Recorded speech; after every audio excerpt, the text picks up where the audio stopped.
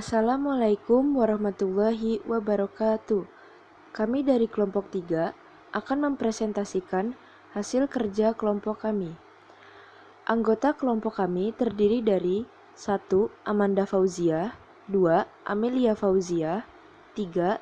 Gina Hidayah Akila, 4. Dinah Tias Juliana, 5. Ahmad Raihan, 6. Elsa Mayangsari, 7. Muhammad Ibrahim Isa, 8. Erli Eka Rensa, 9. Muhammad Rizky Akbar, 10. Najwa Adelia, 11. Akbar Maulana Utama, 12. Gita Andriani Agustin, 13. Almira Sandika, 14. Ilviani Zahira, 15. Bella Septiko Putri, 16. Kulbiah. Judul materi kali ini ialah hapusnya kewenangan penuntutan pidana dan menjalankan pidana. Ada 3 pembahasan yang akan dibahas pada materi kali ini.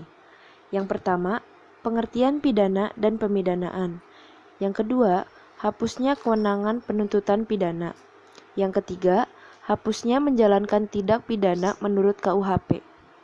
1. Pengertian pidana dan pemidanaan. Pidana adalah hukuman yang diberikan kepada yang bersalah dari suatu lembaga khusus yang karena perbuatan itu melanggar hukum yang sudah disahkan.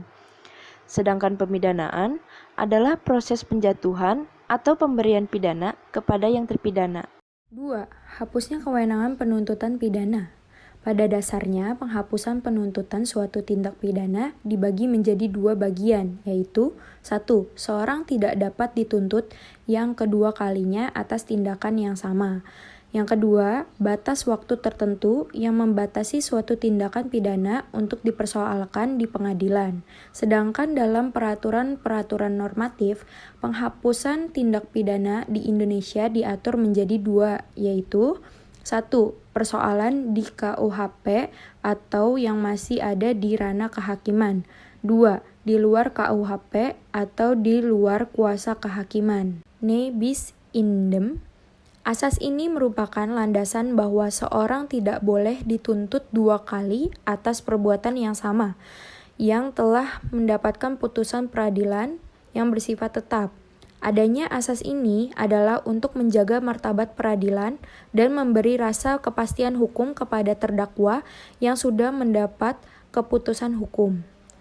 Suatu aduan dinilai ne bis indem karena sebelumnya sudah ada putusan hukum yang menangani perkara yang sama, pihak yang sama, dan tempat dan waktu yang sama, tempos dan lukos, serta dalam putusan tersebut telah memberikan putusan bebas, vrij sprak, lepas, ontslag van alle rechtvolging, dan pemidanaan veroordeling kepada penuntut. Meninggalnya tersangka. Jika seorang tertuduh atau yang dituntut meninggal dunia, maka gugurlah kewenangan untuk menuntut. Karena penjatuhan hukuman pidana harus ditunjukkan kepada pribadi orang yang melakukan perbuatan pidana. Apabila orang yang melakukan pidana meninggal dunia, maka tidak ada lagi penuntutan pidana baginya atas perbuatan yang dilakukannya. Sebagaimana yang tertuang dalam pasal 77 KUHP, kewenangan menuntut pidana gugur jika terdakwa meninggal dunia. C. Daluarsa. Latar belakang yang mendasari daluarsa sebagai alasan yang menggugurkan penuntutan pidana adalah: pertama, daya ingat manusia yang mulai memudar dan tidak lagi bisa menggambarkan kejadian masa lalu dengan detail. Hal ini berlaku baik terdakwa maupun saksi. Kedua, bahan yang diperlukan dalam perkara semakin sulit untuk dipertanggungjawabkan yang disebabkan oleh kerusakan dan lain-lain. Secara umum, penyelesaian sengketa di luar pengadilan hanya berlaku pada perkara yang digolongkan sebagai perkara perdata. Biasanya, penyelesaian sengketa di luar pengadilan disebut dengan istilah ADR atau Alternative Dispute Resolution atau Appropriate Dispute Resolution.